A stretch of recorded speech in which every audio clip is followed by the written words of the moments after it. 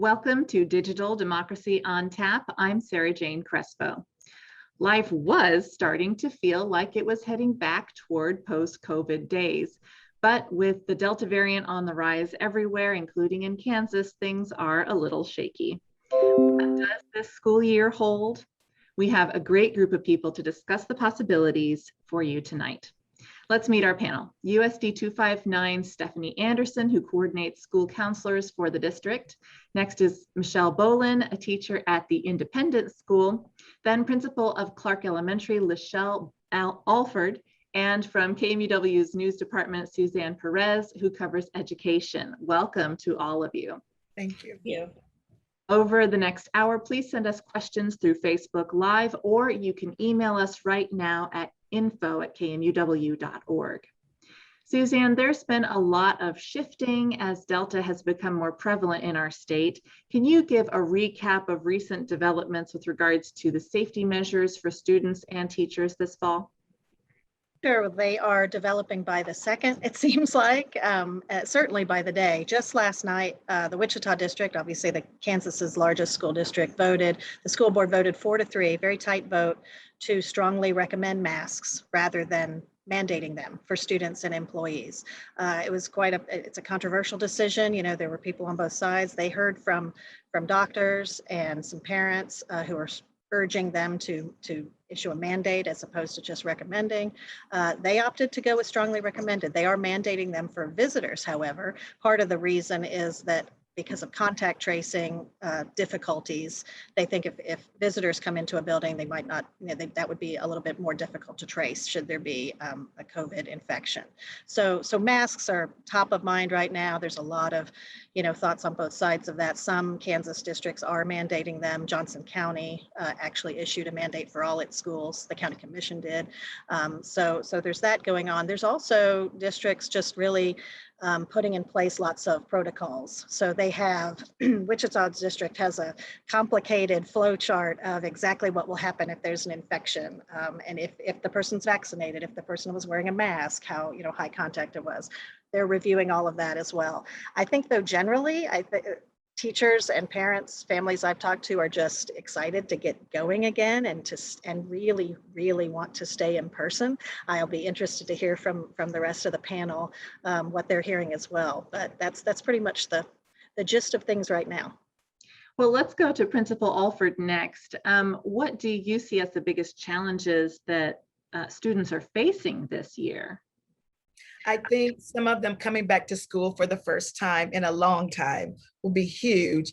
But I think I'm excited about the fact that our staffs are well prepared for the students to come back. We're excited about the students coming back. And I think just being there as a support system, both academically and socially, is going to be critical. And so we've kept that in mind all throughout the pandemic last year. We had a lot of experience with student concern and just having someone to triage with students and things of that sort. So I think students will take the lead from the adults. So if the adults in the building, and I feel like I can speak for all of my colleagues in USD 259, that we are prepared for our students with concerns of safety and, those wearing a mask. We're being mindful of those that choose to wear a mask and those that don't choose to wear a mask, even though we're strongly, highly recommending it, like she just mentioned. But I think students just having that person, building relationships is what we will focus on. So that students are comfortable. We're going to spend a lot of time with that. And we have programs built in place we use a second step program to help students process through different scenarios. So the students that I've met in enrollment have been excited and their parents have been excited. But I think that part of the challenge of just getting back to what feels normal for students and us helping them prepare and feel safe and try to get things as close to normal as possible. Now, you mentioned building relationships. So you're talking about the staff and administration doing that with the students. Is this, are you having to make up ground on that regard from last year? Or is this kind of just a new effort that you would be doing anyway? Where is that coming from? So building relationships has always been important to us as a district. We just have to. It's foundational to getting students in the classroom and getting things set for the year. So, and I'm relational. That's a big deal to me, and my staff will tell you, relationships are important to me. So not just with our students, but with our families. And so I love, even though we have to be strategic about, how we involve our parents. We've had a year to try to be, to use the virtual world, if you will, to keep parents engaged with our students. But our students know we spend a lot of time, not just, we're intentional about these first couple of weeks, but just throughout the year, we're looking for ways to connect. We're always thinking of ways to connect. I enjoy having fun with students. And so just stepping out of the box a little bit more to make it happen in the new normal. So the relationships with just the classroom and the teachers and getting back to one another, other students, because we had students that stayed virtual all year.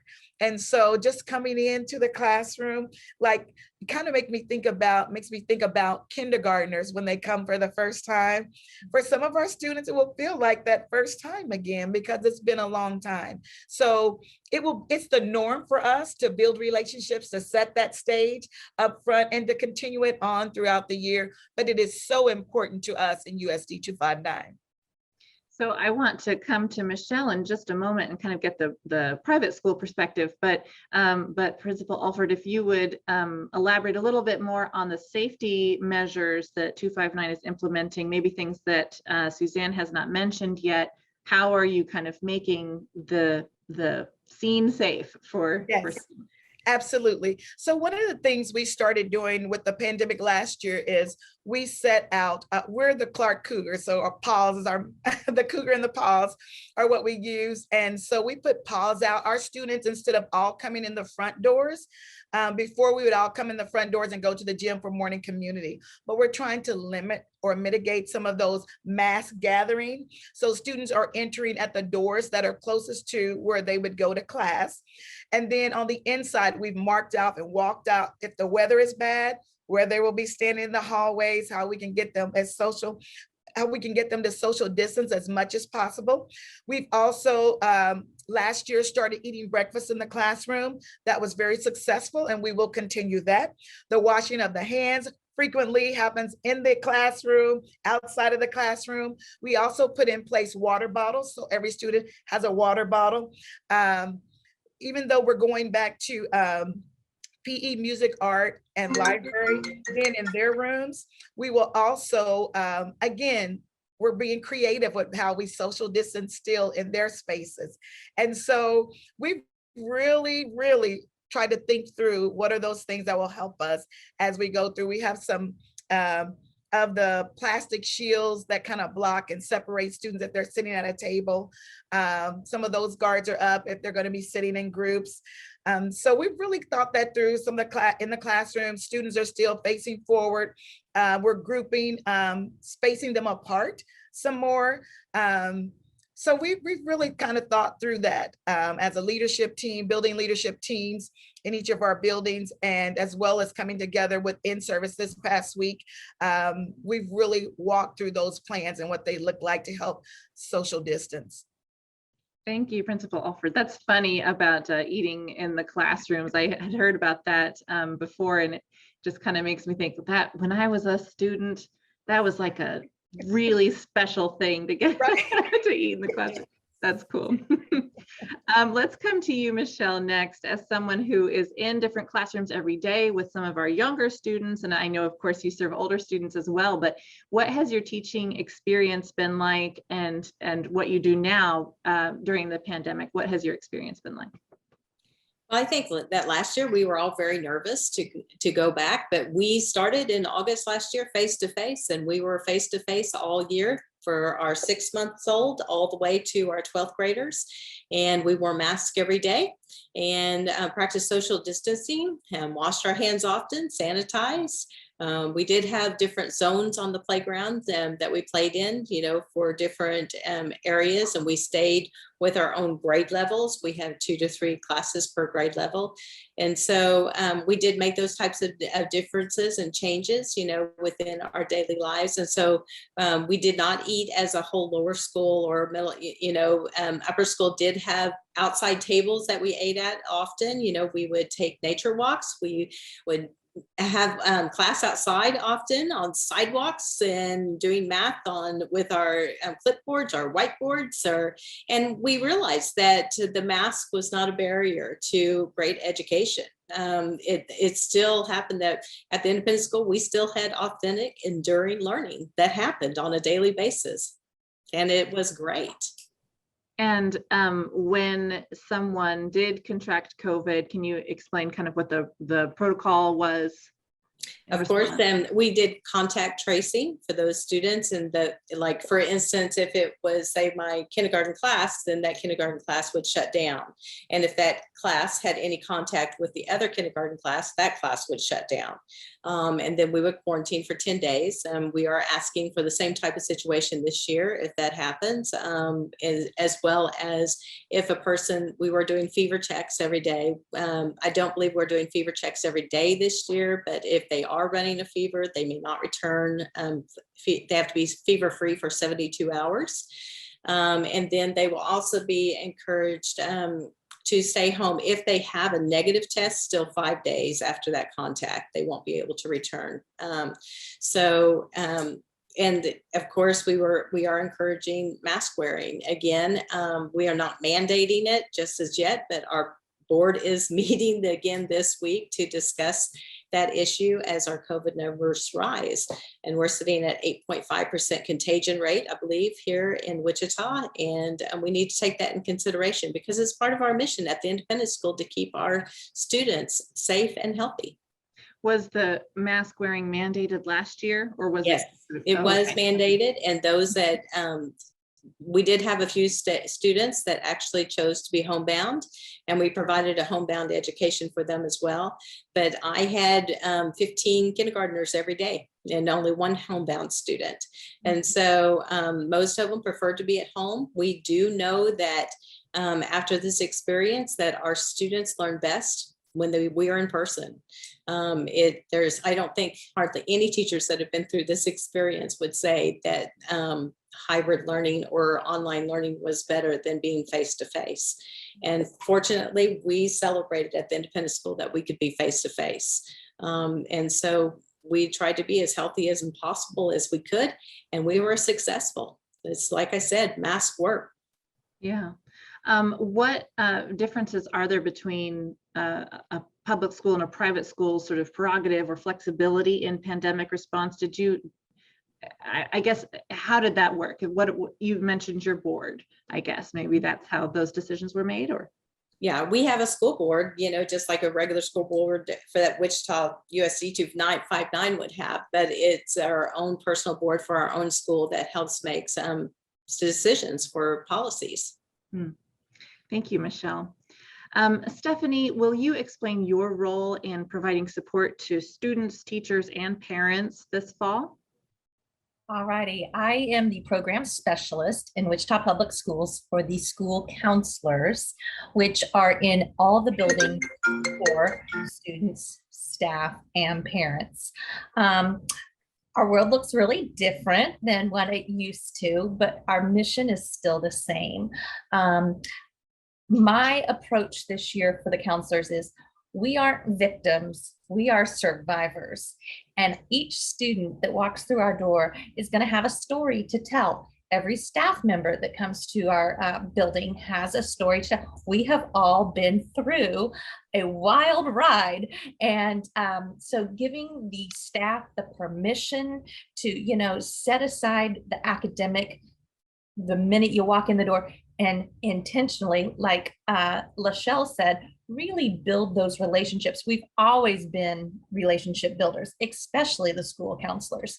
But this is not just a one and done kind of thing. This is an intentional again and again and again, like taking your temperature. You're taking your temperature on the relationship and the anxiety levels across the board, not just with students, but with staff and parents too.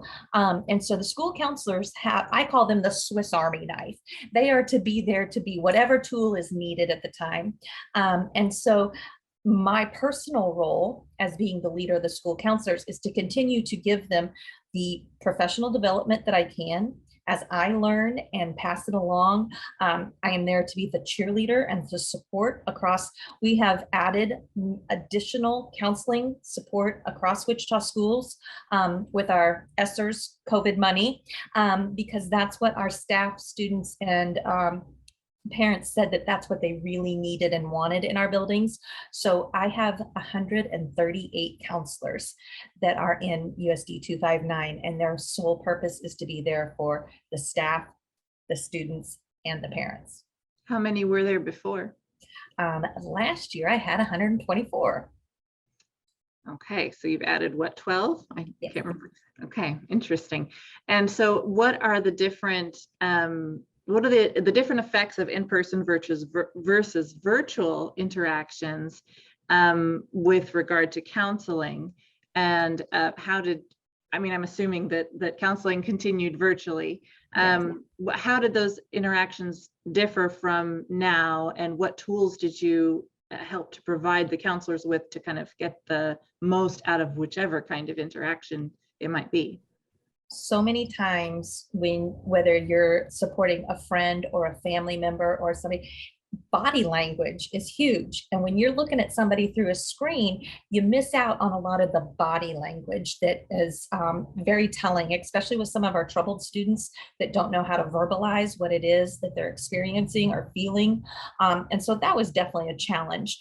We didn't give up. We kept trying. And then of course, there's that attention span with, being virtual counseling. That doesn't always work with, maybe some shorter attention spans. But so being in person and having eyes on children and students every single day. Every staff member in the buildings has what I call the post, where you stand before school and after school and you watch. And this is in private schools too, I'm sure. You watch body language, you watch the way students are dressing, you watch their interactions, and that is priceless in knowing what is needed and how to help. Or, you know what, I'm going to reach out to that student because I noticed something a little different today. So we are going to see so much more interaction, and and again, that is at all levels, that middle school level, the high school, the littles down in elementary, across the board. Yeah, and how do you have a virtual post that was You don't. You don't. That's interesting. Okay, well, thank you, Stephanie. On a recent NPR interview, President Biden's Education Secretary Miguel Cardona says children can return to school safely if we use proper mitigation strategies. And he says, we know what works. Principal Alford, I'd like to hear your thoughts after we listen to this clip. What are you worried about the most if, say, the Delta variant accelerates and reopenings don't go as planned? Are you more concerned with the social element that kids might be missing out on, or the learning they could be missing out on? I would be most worried about why it's spreading. We know what works. We know that vaccinations help reduce transmission. We know that mask wearing and mitigation strategies allow students to reopen safely. So if our schools don't reopen with in-person learning, to me, that's a failure of adults, not because the transmission is presenting something that we can't address. But with regard to disrupted learning, I would be as concerned about the social and emotional well-being of our students as much as the academic loss. It's on us to make sure that we're doing what we need to do for our students. So Principal Alford, do you agree with that? And can you tell us about the district's pandemic response team? I heard about that COVID protocols flow chart, but how does it work? So I think that our district has done an outstanding job with the response team. And one of the things that Stephanie made me think of was the fact that this year testing is available every day for our staff and our students. We have to have parent permission, but I'm excited about the testing being available on a daily basis, and we're being able to test within the building. And so that's a plus as well. I do think I agree definitely with that social emotional, because I'm a parent of a 13-year-old that was at home and really struggled because he is very social. And so he really struggled with doing learning at home. And as sharp as he is, it was just different. And when we had conversations about, how do you like this? He did not like it at all. It just did not feel real to him. And a lot of our students that talked about just polling some of our students and just having basic conversation with them when they were able to come back in the fourth quarter of last year, asking the difference between being at home and being at school. They didn't like it. And I would think some kids would be like, yeah, this was great, and it may have started out that way, but the more they felt like, man, my friends weren't just there. I couldn't just turn and have a conversation, or I couldn't go outside and play with a group of students.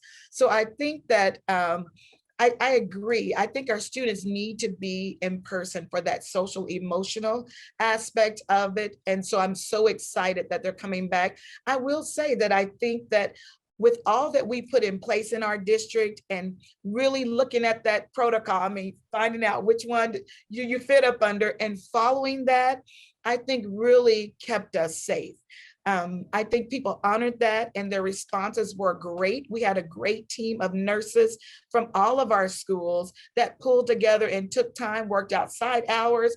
It was just phenomenal the way that our team and our district team pulled together to make sure the COVID hotline was available, throughout the day and evening, and just the way that they could follow that and see what's happening and track what's happening within our schools. And then our district, we were having meetings as administrators.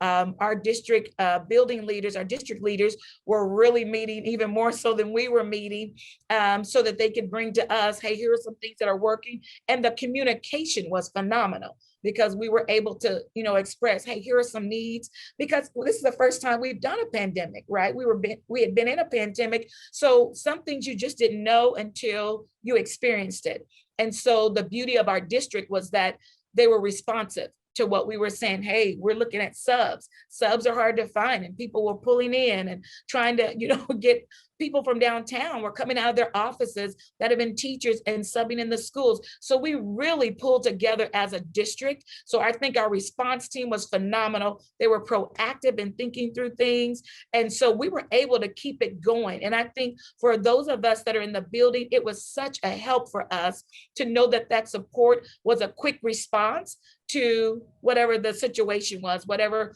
deemed a crisis, because that became a real challenge for buildings to the sub situation.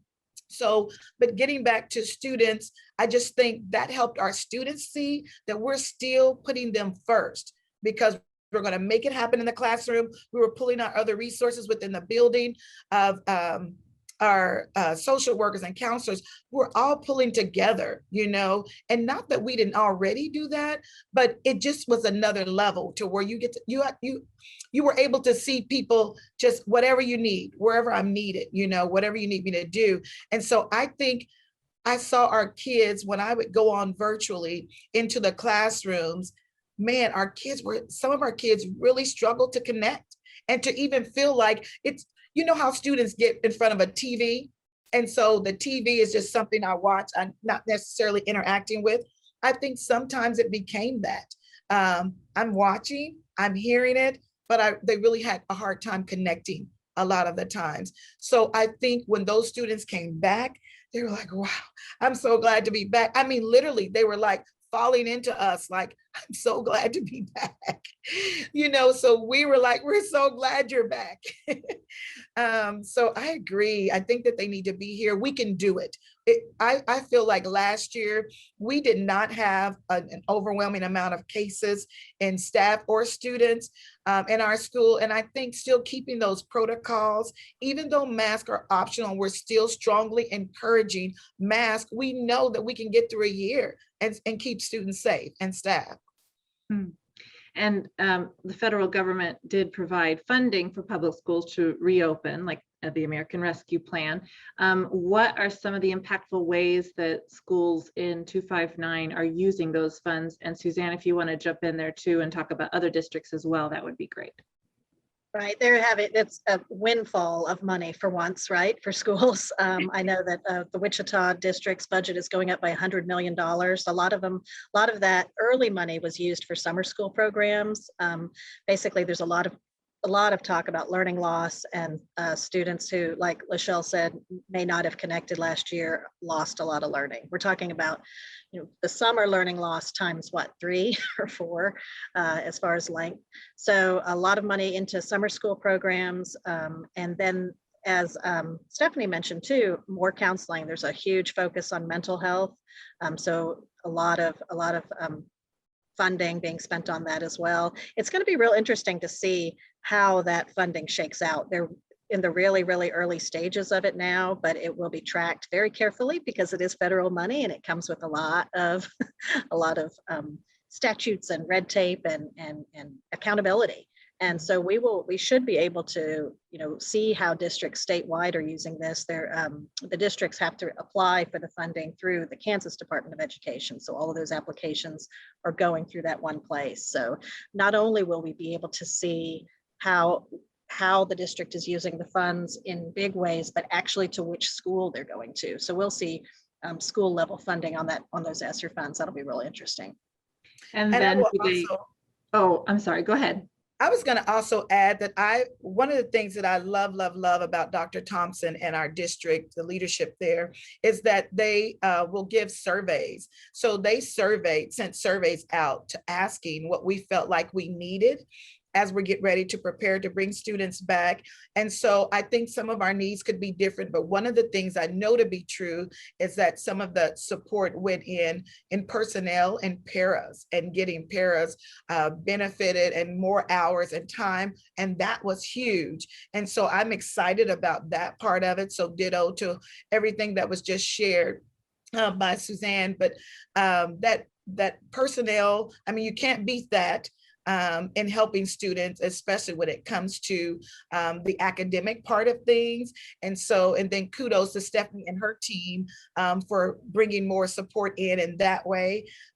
So I appreciate, because I think the needs look different sometimes, especially with elementary and secondary, and just that they would get that voice and of all stakeholders. What do you see are the needs that might be helpful to move our students forward academically and socially? And so I think that was a big plus. And I think they're being very careful and strategic about, again, how the funds are used, because we have to have accountability, for that. And so I appreciate that, our district being very cautious in how they use and intentional in how they use the funds. That's a good point you're making. They raised substitute pay tremendously this year. The district is in kind of a hiring frenzy right now, trying to get bus drivers, substitutes, paras. But yeah, as Lachelle said, there are paraprofessionals, paraeducators who work, a lot of them one-on-one, some of them one-on-one with kids with special needs, and a lot of them sort of work as classroom aides, more general classroom aides. And there are many more positions now that actually get benefits, which is huge for the district. So many times, excuse me. No, go ahead, please. So many times it's those paras or that support staff that is the connection for the kid or the family to the building. That's the person that's their, kind of their lifeline. And so being able to provide that more is priceless across the district. We've added a ton of behavioral health liaisons as well across the district. So it's just multiple layers and levels of, we want you to feel safe, welcome, and we are here for you. For those just joining us, I'm Sarah Jane Crespo with KMUW, and this is Digital Democracy on Tap. We're talking about navigating back to school with education reporter Suzanne Perez, Principal Lachelle Alford of Clark Elementary, teacher Michelle Bolin of the Independent School, and Counseling Services Director Stephanie Anderson of USD 259. You can join the conversation through questions on Facebook or email them to info@kmuw.org. Stephanie, I want to ask about this idea that schools serve as a second community or a second family. And beyond offering more than one meal a day to many students, there's also the social, emotional, and mental support that students give and receive at school. How are you helping students to kind of reclaim some of those benefits when things are still so up in the air? The way I describe, did you say Michelle or Stephanie? I meant to say Stephanie. Okay, I'm sorry. I'm thinking of Stephanie. I apologize. I think I did say Michelle, but you're next, Michelle. The way I've described it as I've been doing my trainings through in-service is there's that thing called routine and predictability, and that equals safety. And so I feel like that is the key to making this all happen. When you walk into your school, the routine brings that automatic safety. I can predict what's going to happen next. I know the bell's going to ring and then I'm going to do this. Having that is going to give them safety and confidence that school is school. And the other way I would put it is, we want to give our students some firm yet gentle love with boundaries, and bringing it all back into, okay, this is how we're going to do it here in this school or this classroom, and really providing that safety for those students, I feel has been a really big push across the schools that I've gone and visited so far. There have been some memes and jokes online about re-socializing our pets after the pandemic, but then also humans after the pandemic. And I giggle about it, but there's something to that, just sort of how to re-socialize ourselves, how to behave in a group or at a party or whatever the thing is. Right. Are there some tips and ideas that you share out to school counselors or even to teachers or different individuals to kind of help to nudge people to remember how to behave?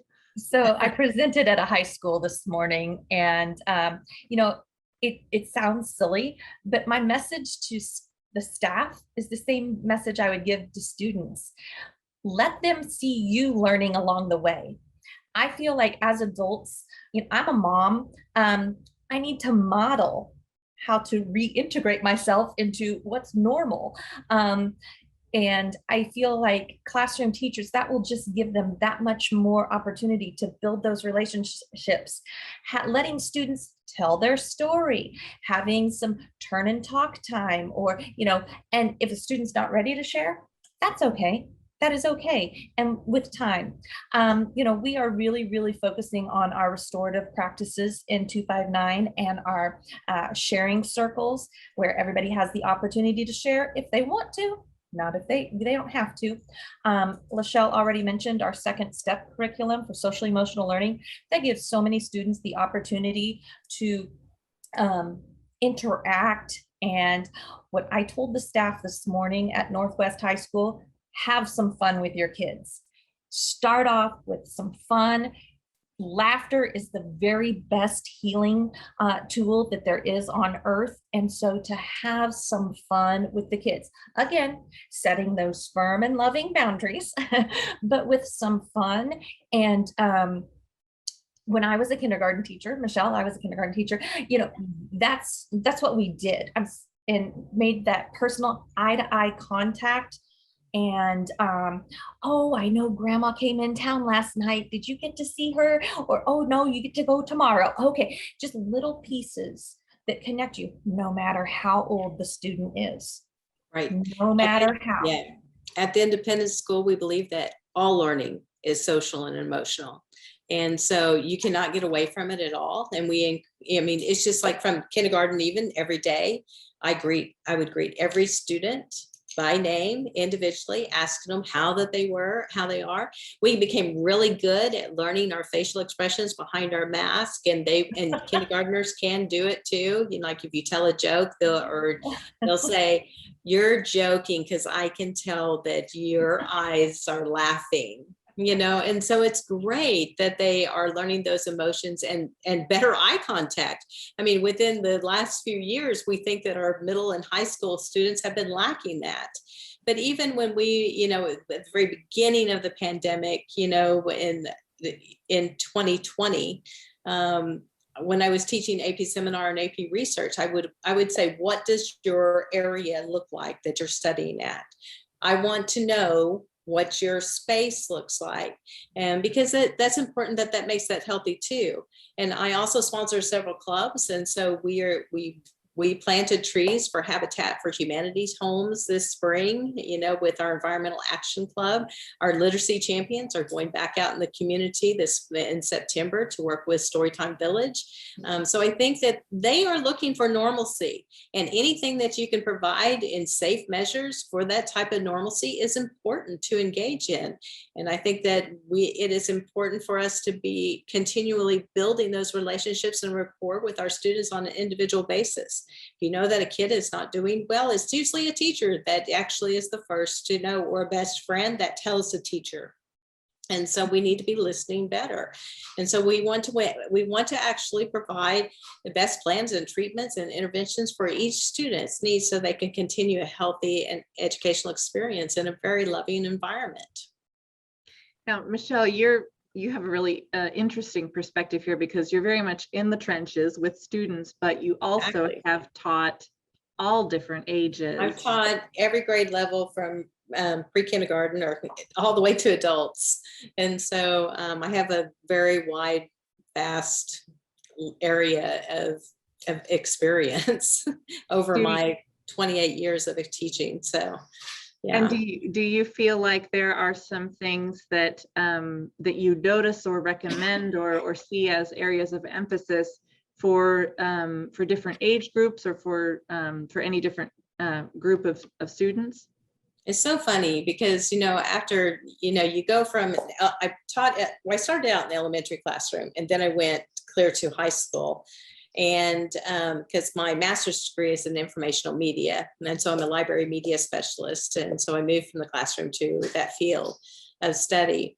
But I have found that what you do in elementary school, high school students a lot of times love it too. And it's a great way to engage your kids back with activities that they did in elementary school. They've come full circle, and they've gotten over their middle school teen angst, and they're ready to actually play again and to have fun and be quirky. And so anything that teachers can do to liven up with games and different types of experiences to engage them in that learning experience, to have them demonstrate what they have learned, I think is really important for our teachers to be able to share. I mean, even from the little bitties, you know, kindergarten show and tell is giving a presentation. And that's what you have to think about it. I'm preparing them to be able to give an AP seminar presentation, or, to other people. And so it's just how you approach it and how you engage your learners in really engaging learning experiences that I find that is what also helps you build relationships with those kids. But you cannot get past talking to each one of them individually, and you have to get to know what they like. And when you find things that they like and you incorporate that into your lessons and your education, you have engaged learners. Are there any sort of academic trends that you're seeing as we're hopefully coming out of the pandemic? We are really involved in neuroscience right now, and cognitive engagement, as well as executive functioning skills at the independent school are really important. We know that our kids don't develop their brains until their mid-20s. completely. Their frontal cortex is not fully developed, and embracing and teaching and those executive functioning skills is highly important. And it's all, again, goes back to providing effective feedback in the way that we approach and we teach our kids. Yes, Thank Sarah, you. can I break in with a question here? And because we have kindergarten folks here, former and current, one of the big concerns is the decrease in enrollment for pre-K and kindergarten last year. It went down tremendously. And I'm wondering if there are some concerns on the panel about, does this mean, were these kindergartners that were essentially redshirted and that will start kindergarten a year late? Are you going to get a bunch of kindergartners who don't have any pre-K experience? Are you going to get first graders who don't have kindergarten? I'm just wondering what, if there are some concerns out there, especially Lachelle, for you and Michelle. And also, I don't know that it is. Before you answer, also please tell me what red shirt it is. And yes, please. Sorry. A sports metaphor. It's just holding out for your freshman year, right? But we talk about red shirt and kindergartners. It's just basically holding a child back to start a year later, but still in kindergarten. Thank you. Okay, go ahead, Principal Alford. Okay, so I would say yes.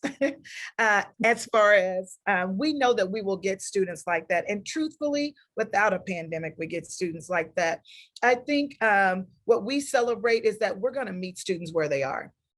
Because at the end of the day, parents have a right to say, yes, they missed that. I want them to start there, or no, keep it moving. And whichever way they go, we're going to see where they are when they come, and we're going to grow them from where they are. That's just what we've taken. I mean, we've had to look at it that way every year. So to me, that's no different. I will tell you, in the big picture of things, we know that we have some work to do. So we're not guessing about that. But again, what we know we can do is see where they are and celebrate their growth moving forward. So our district is definitely focused on growing students, taking them from where they are and seeing growth. And that's what we're going to keep our eyes on.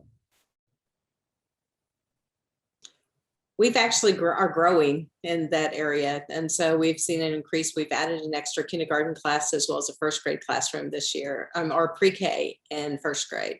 And so we are seeing growth in our lower ages. Our early learning center, which was Jean Garvey, our founder's home, starts at 6 months now, and we have a huge waiting list. And so I think parents really appreciate the option to be able to take their children to school every day, that really wanted to be face-to-face this past year. And they needed that to be able to support their families. And so it's been really challenging, I think, for a lot of parents, to not have those options with the public school situation. I mean, you can't expect a kindergartner to be able to sometimes even learning how to mute and unmute is pretty difficult. And so there needs to be an adult there that is helping them get through the day. So like I said, we are just so grateful at the independent school that we were able to go face to face, because we have not really seen that learning dive academically. Our expectations are still high. And I think every good teacher should start where a student is at. It's not just any school, all of our schools. I mean, good teachers just start where the kids are at and figure out where their strengths are, and they shine on those, and then they work on their weaknesses. A good teacher knows when that they're students, and I believe that it is totally, our kids are resilient. And I think that they will meet the challenges, and they will come up to level where they need to be. And our support will be there for them, and we'll make sure that they have that support. And I have to say, hats off, to piggyback on what Michelle was saying. Our students and our staff, looking at data every week, we still saw our students growing. Even through all of the back and forth, our students were still making gains. So we celebrate that, as well as that our students still were making gains. And we had the data to support their growth from, again, where they were. You're right. All good teachers know we're going to take them where they are, move them forward. So we still had great celebrations throughout the pandemic as well. I want to Sarah? come back. Oh, yes. Okay. I was just going to add, having been there, done that, teaching kindergarten is herding cats regardless in August, whether they've had pre-K or not. And it was amazing to me when I would get them in August and where we came to the end of the school year in May. I was like, wow. And for some reason, I kept forgetting that each year. And so August again, I'm like, what? But I want every parent that's concerned. Kindergarten is a sponge, and so is pre-K. And it is amazing how quickly they get into it and roll and go. And I think that was probably one of the most rewarding parts about being a teacher in the younger grades, is how eager they were and the immense amount of growth that happened. So I just wanted to add that in. Yeah, absolutely. I want to come back to one measure that was taken to hopefully mitigate that learning gap was the summer school emphasis, especially in 259. I'm not sure what other schools, Suzanne, other districts or other schools that kind of emphasize that. Do we know kind of how those efforts went? Did what the experiences were there, and if that is maybe part of the reason we're feeling confident now? Do you want to start us off, Suzanne? Yeah, well, I know that the summer school programs were incredibly ramped up in Wichita, and then across the state, a lot of districts were implementing summer school and seeing much higher than their usual year of enrollment, just because summer school used to be, oh, well, you have to go to summer school because you failed or whatever. This was definitely an enrichment type program. It also helped that it was totally free to parents, not only the summer school program, but also transportation and meals. So that was an incredible bonus and an incentive to get families there. I don't know yet, frankly, what the final attendance numbers were. I know that, they put out tens of thousands of invitations and they got, a small percentage of that going. I don't know how many of those people who signed up actually attended. We will obviously look at that. But yeah, I wonder, was there a program at Clark Elementary, Lachelle? I can't remember. No, there Okay. wasn't. But yeah, there were We had several. to keep adding schools though, Yeah. because the numbers were growing. And so I think Clark was actually combined with another building in the Yes. neighborhood, but we provided support staff in all of those buildings as well. And we had to keep adding and adding and adding because so many people were taking advantage of that, which is excellent to hear. Yeah, I think a lot of families that I talked to were really grateful for that because, you have families scrambling for summer latchkey and summer camp type programs, and this was like a gift. Not to mention, those concerns about their students having, maybe lost out on some learning and getting that back. But yeah, I attended some summer school programs for a story I did, and it was just kind of exciting to see students in there and learning. They were all in masks there too, because Wichita didn't change its rules until July when they were almost out. At the independent school, we had a very vibrant summer program, and we don't really have summer school, but we have a lot of extracurricular activities, as well as some of them are academic and some of them are based on fine art or athletics. And we offer that to the public completely. They do not have to be a student at the independent school to attend any of those activities. And it was huge. The population was, they had quite a few kids, and it was a great program. They had a blast. I want to come maybe to you, Stephanie. Part of what Michelle is saying is reminding me that you had mentioned before that the feeling of safety and that building that feeling is very important.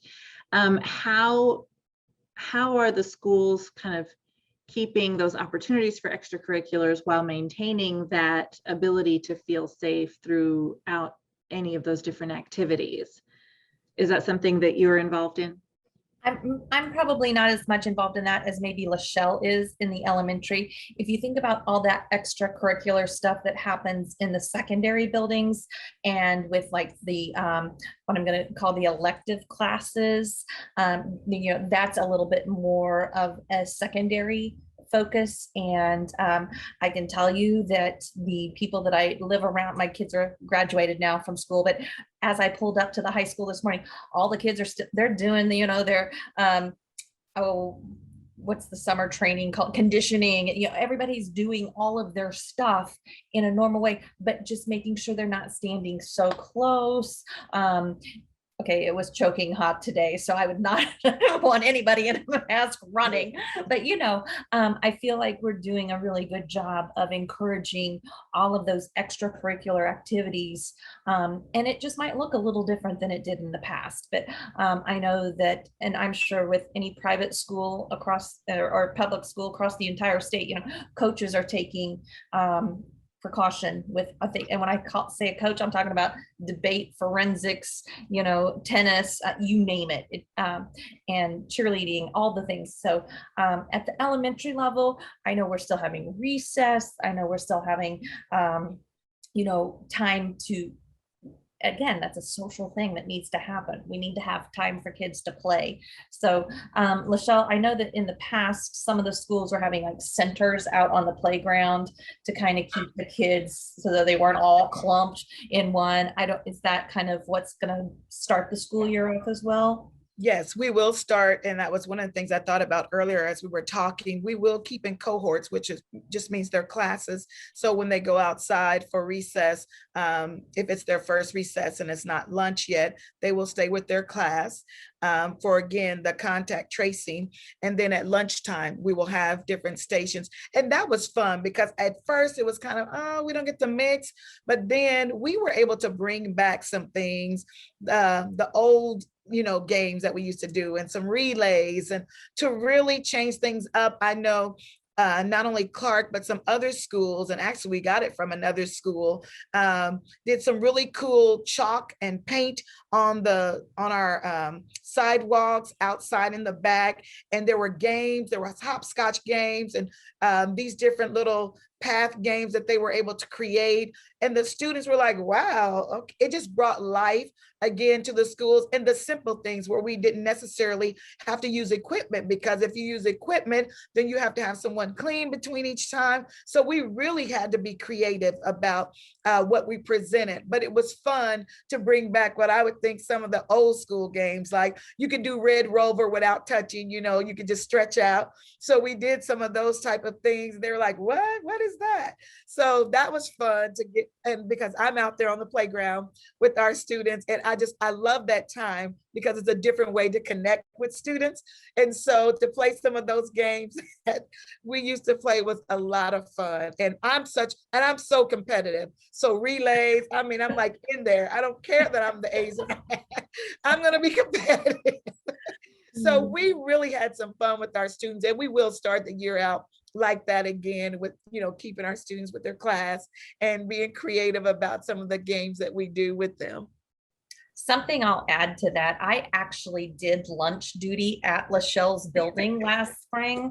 And, logistically, our numbers are huge in a lot of our schools. And so lunch many times is crowded and packed. And one of the things that I loved when I was actually at Clark doing lunch duty is everybody sat on one side of the table, and there were so many adults. The adults were getting to walk around and have those conversations with kids during lunchtime. And it's just a little bit more of a relaxed atmosphere. Again, that relationship building piece. And it was just kind of handed to them, so I'm assuming many schools are going to be doing lunch again differently than in the past, and maybe a little bit more spread out like that. I think if they go back to actually everybody in the lunchroom, I think they're going to rebel, because I think they enjoy being in the classroom or outside having picnics. That has been really fun to do that. And it's a way to get it out of the building and mix it up and give them a really great brain break and get back to it. Or, we would take nature walks afterwards, but those sports and things are still happening at at the independent school. Our lower school gym teacher, Lauren Spear, does a great job of working with the Y and parents and grabbing those coaches and putting those kids together. And they played all sports last year, and as well as middle school and high school. So none of those were shut down, and life went on. But with it and, behind masks and mitigating safety measures, being safe. Yeah, we're hearing that a lot of those COVID strategies are going to last for a long time. I mean, I've heard, all the way up to college level, I think they will. yeah, here, even things like, allowing a Zoom option for parent-teacher conference, just those little things, I'm wondering, do you feel those things that'll continue? One thing that we noticed is that we had better attendance across the board. I mean, from all the way. I mean, we had better attendance all the way through, wearing masks and going face to face like that.